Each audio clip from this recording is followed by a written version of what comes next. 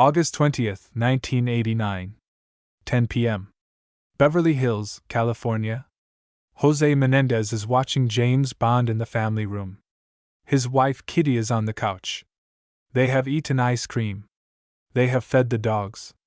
They believe their sons are at the movies. Lyle and Eric Menendez enter through the back. They carry 12-gauge shotguns. They have practiced at the Beverly Hills Gun Club. They have removed the serial numbers. They have planned this for months. Jose is shot 6 times. Kitty is shot 10 times. She crawls. They reload. They shoot her in the face. The muzzle flash ignites her hair. The blood pools on the Persian rug. The dogs hide. The brothers drive away. They dispose of the guns. They buy movie tickets to establish an alibi. They attend the Taste of LA festival. They return home and call 911. "We found our parents killed," Lyle says. He is crying. He is practiced. 35 years later, in 2024, a letter surfaces. Written by Eric Menendez in 1988, 1 year before the murders. Addressed to his cousin. Describing abuse. Begging for help. New evidence. Old murders. And a question that divides generations: were they killers seeking inheritance, or victims seeking survival? Welcome to Blackscreen Briefings. Tonight, the Menendez brothers, the new letter, and the cost of mercy. Jose Menendez was born in Cuba in 1944. He fled the revolution. He built an empire. Live entertainment. RCA Records. He discovered Duran Duran. He was worth $14 million. He was ruthless. He was feared. He was, according to his sons, a monster. Kitty Menendez was born in Illinois. She was a beauty queen. She was a teacher. She was, according to the prosecution, an innocent victim. She was, according to the defense, complicit in the abuse. She was, according to the truth, impossible to know. Lyle was 21. Eric was 18. They were not children. They were not adults. They were trapped in a mansion with a father who controlled everything. Their grades. Their friends. Their hairlines. Lyle wore a toupee at 20. Jose mocked him. Eric played tennis. Jose pushed him until he vomited. The brothers were not close. They competed. They performed. They presented a united front of privilege while privately fragmenting. In 1988, Eric wrote a letter to his cousin, Andy Cano. He was 10 years old. He described Jose touching him. He described his fear. He asked for help. Andy's mother found the letter. She told no one. She kept it for 35 years. The abuse, if it happened, was not secret within the family. It was secret from the world. The Menendez name was everything. The Menendez name was protection. The Menendez name was prison. The plan was not sophisticated. It was not impulsive. It was specific.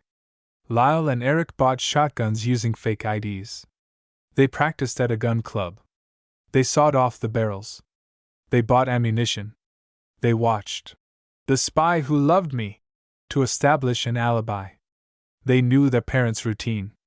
On August 18th, they attempted to buy handguns. The waiting period was 10 days. They could not wait. They used the shotguns instead. The night of August 20th was warm. The house was 722 North Elm Drive, Beverly Hills. The value, $4 million. The security system, disabled. The dogs, familiar with the sons. They entered. They found Jose in the family room. They found Kitty on the couch. The first shots were to the head. Jose died instantly. Kitty did not. She ran. They pursued. They reloaded. They fired again. She fell. They fired again. The muzzle flash, contact with the barrel, ignited her hair. She was shot 10 times total. Her face was destroyed. Her body was unrecognizable. The brothers did not flee immediately. They moved through the house. They gathered shell casings, missed 3. They attempted to create a mafia hit scene: shotguns, kneecaps, no theft. They failed. They took jewelry. They left fingerprints. They drove to Mulholland Drive. They threw the guns into a canyon. They were never found. They attended the Taste of LA festival. They were seen. They were remembered. They returned home at 11:47 p.m. They called 911 at 11:59 p.m. We found them, Lyle said. He was crying. He was believable. The prosecution's theory was simple: greed. The inheritance was $14 million. The brothers wanted it immediately. In the months after the murders, Lyle and Eric spent $700,000. Rolex watches, Porsche Carreras, townhouses in Princeton, tennis lessons, business investments. They were not subtle. They were not careful. They were 19 and 22, suddenly wealthy, suddenly free. They told friends they had inherited money. They told therapists they had killed their parents. Dr. Jerome Ozio recorded the confessions. His mistress heard the tapes. She told the police. The arrest came in March 1990. Lyle first. Eric, already in custody for an unrelated charge, confessed immediately. They had planned it for months. They had killed for money. They were sorry. They were not sorry. The first trial began in 1993. 2 juries. 1 for each brother. The prosecution presented the spending. The defense presented the abuse. Jose had molested them. Kitty had enabled it. The murders were not premeditated. They were reactive. They were survival. The juries deadlocked. 7 jurors believed the abuse. 5 did not. Mistrial. The second trial began in 1995. 1 jury. No cameras. No abuse testimony. The judge, Stanley Weisberg, ruled that the defense could not present evidence of sexual abuse unless it directly preceded the murders. It did not. The abuse was years before. The murders were planned. The jury convicted both of first-degree murder. The sentence: life without parole. In 2024, Netflix released Monsters: The Lyle and Eric Menendez Story. It was watched by 100 million households. It generated 2 billion TikTok views. It made the Menendez brothers the most discussed criminal case in America. The documentary presented the abuse as fact. It omitted the spending. It omitted the planning. It created a generation of supporters who believed the brothers were victims, not killers. In October 2024, Andy Cano, the cousin who received the 1988 letter, produced the original document. Eric had written it at age 10. He had described Jose touching him. He had asked for help. The letter was dated 1988, 1 year before the murders. New evidence? Or old evidence, newly discovered? The letter had been mentioned in the first trial. Andy had testified. But the original document was lost. Now it was found. The handwriting matched. The paper aged. The content was specific. In November 2024, the brothers' attorneys filed a habeas corpus petition. New evidence. Actual innocence. The abuse was not a defense, it was the motive. The murders were not premeditated, they were reactive.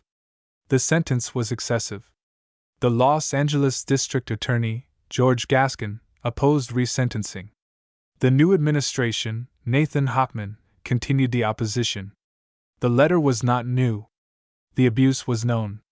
The planning was documented. The murders were execution style. In 2025, a separate petition argued for resentencing based on changed circumstances.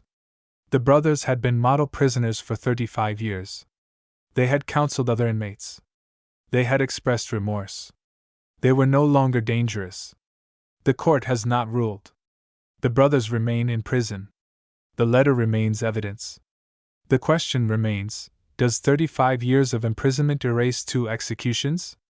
The Menendez case divides along generational lines. Those who remember 1989 see greed. The spending. The planning. The execution-style murders. The cover-up. The lies. They see 2 adult men who killed for money and cried for mercy.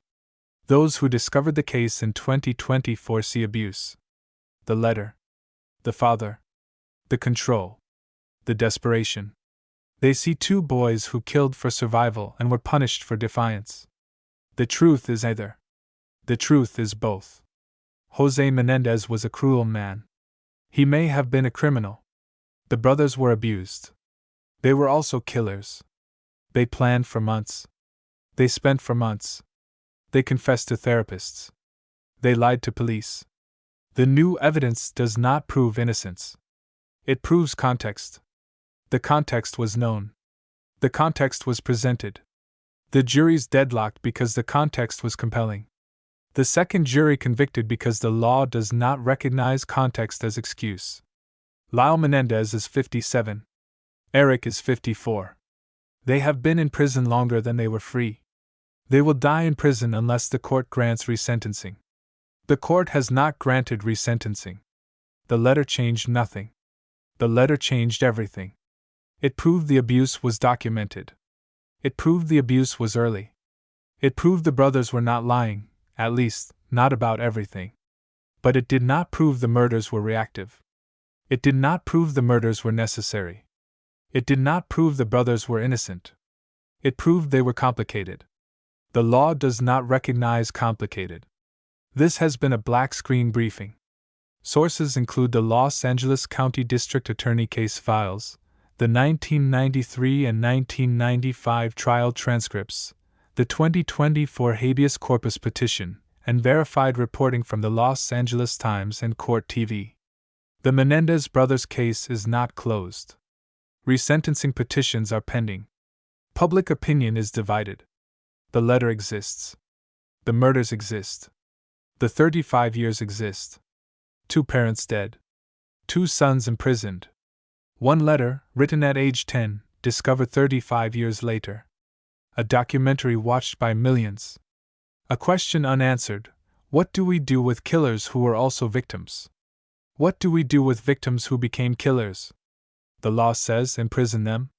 The heart says understand them. The evidence says they planned. They spent. They confessed. They lied. The evidence says they were abused. They were afraid. They were 10 years old, asking for help, and no one answered. I'm your narrator. Until the next briefing.